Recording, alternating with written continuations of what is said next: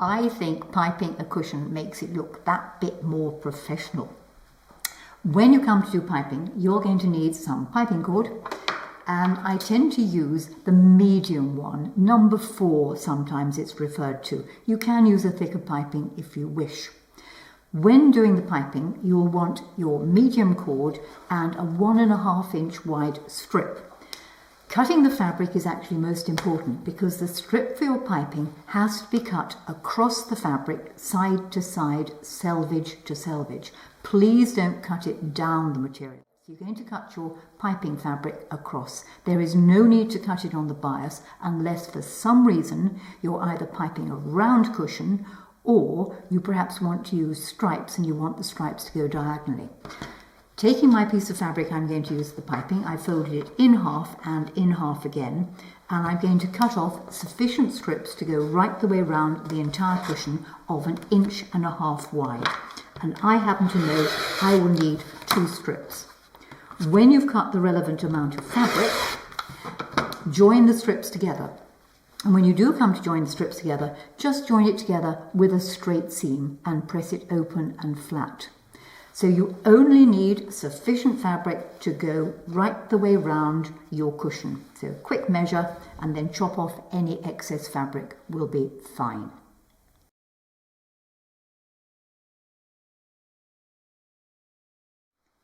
Right, you'll need to put on the zip foot on your sewing machine.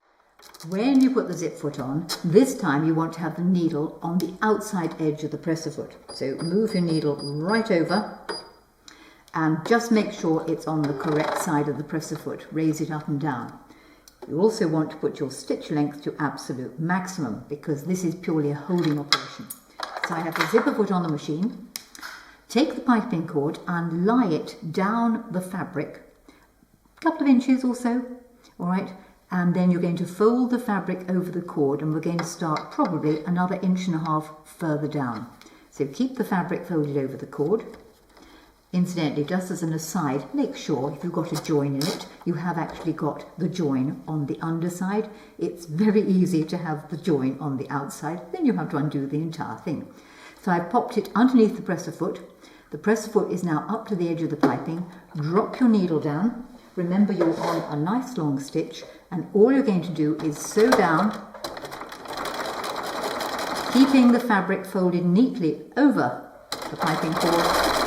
Proceed down, orderly fashion. This is only a holding operation, so don't worry if you're not that close to the cord. It doesn't matter. And keep on going until you reach the end of the piping. And then when you get to the end of the piping, you can just stop. So just keep on going. Make sure that when you come to any join, that the join is kept open and flat. So I'm nearly at my join. Here we are. And there is the join, and I've got the seam open and flat. And you'll just keep on to the end of the road or the end of the piping. You want to start in the middle of the bottom of your cushion. So keeping the edges of the piping on the edge of your cushion front, starting at exactly the same place where you began when you made the piping, and indeed keeping it on that same long stitch and the needle also on the outside of the presser foot. Keep all the layers together. Again, this is a holding operation. It is well nigh impossible to actually pipe a cushion, put the piping in and pipe a cushion at the same time. Stop about 3 or 4 inches from the corner and clip the fabric well. Just don't cut through the piping cord. You're going to then flex it round the corner in a nice arc. This will give your cushion a very pleasant edge and not give it those sort of pointy, rabbity looking ears. Float round the edge into the next side, and you're going to keep going until you've gone all the way around the cushion, remembering on the corner to clip it. So stop, clip it well, just don't cut through the piping cord, and drift it gently around the corner. If you're concerned about all the corners being the same, you could always draw a gentle arc on each of the corners. And you're going to keep on going round and round until we come back to the beginning.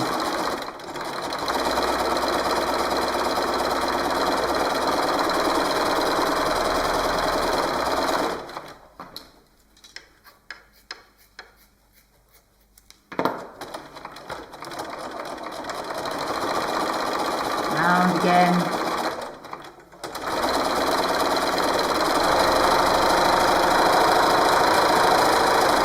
Remember, you're keeping the edges of the fabric all together with the edge of the cushion. Last corner. Remember to clip. Drift it gently around the corner. And it's into the finishing straight. Okay. Remember, we started off by leaving a bit of excess fabric. That is now going to be extremely useful. Let's cut my thread ends off from the beginning. There we are, so they'll get muddled up. I would tend to make certain that I did my piping actually using thread that matched the fabric rather than the black, but then you can see the black much more easily. You're going to open the fabric out, fold a bit of material over, lay the end of the piping inside and trim the piping off so it matches the end of the start of the piping. If it's gone a little bit furry like that, you can always just cut a fraction off it. Right, we're going to match these two up and then trim it. Now I'm going to butt the two ends of the piping cord up. I am not going to try and join them together. The advantage of doing this is that when your customer or yourself washes your cushion and the piping cord shrinks a little bit, you won't get the piping buckling. Quite often people teach binding the two cords together. The problem there is if you haven't pre-washed your piping cord and it comes to shrink, the cushion is going to pucker when you wash it. But if you butt them up, all that happens when the cushion gets washed is there'll be a tiny gap in the piping cord, because the piping cord will shrink a little bit, because let's face it, who's going to pre-wash their piping cord? So butt the two bits up to each other, lay the end inside the start, fold that excess bit of fabric past, and then all you're going to do is sew up to the beginning of the stitching. Sometimes it's quite useful to take your little scissors and just hold the fabrics together, poke it underneath the presser foot, tuck it under there, and sew straight past, right back to the beginning again. And there is my piping joined. I'm now ready to put the back on. So I've pinned the cushion back onto the cushion front, still got the zip foot on, still got the needle on the outside of the foot. I've shortened the stitch length to the normal size stitch length, and I'm going to start where the zip is. This is where, drop the needle down the fabric, you want to push the work firmly up to the edge of the presser foot. So really do push it. Pull with one finger and push with the other. And you're going to keep on going all the way around until you come back to the beginning. So it's pull with one and push with the other.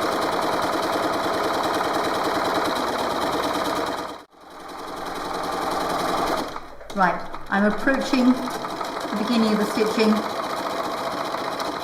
and that's the first time round the cushion cover, but it'll be nowhere near enough to have really caught the piping in. And this is where the second time you go round, you're going to push and pull a little bit harder to try and get inside that stitching. Now you should be able to do that with most machines' zip feet. But sadly, with the Bernina, you can't get any nearer.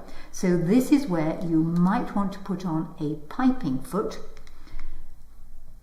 And the piping foot actually has an indentation on the bottom there, which will allow you to get a little bit nearer the edge of the piping. Failing that, you're going to have to push and pull a little bit harder. So on the second time round, you want to try and get inside the first lot of stitching so you can get that piping on nice and tightly. I don't have a piping foot that fits on this particular machine, so I'm going to have to really push and pull to get that piping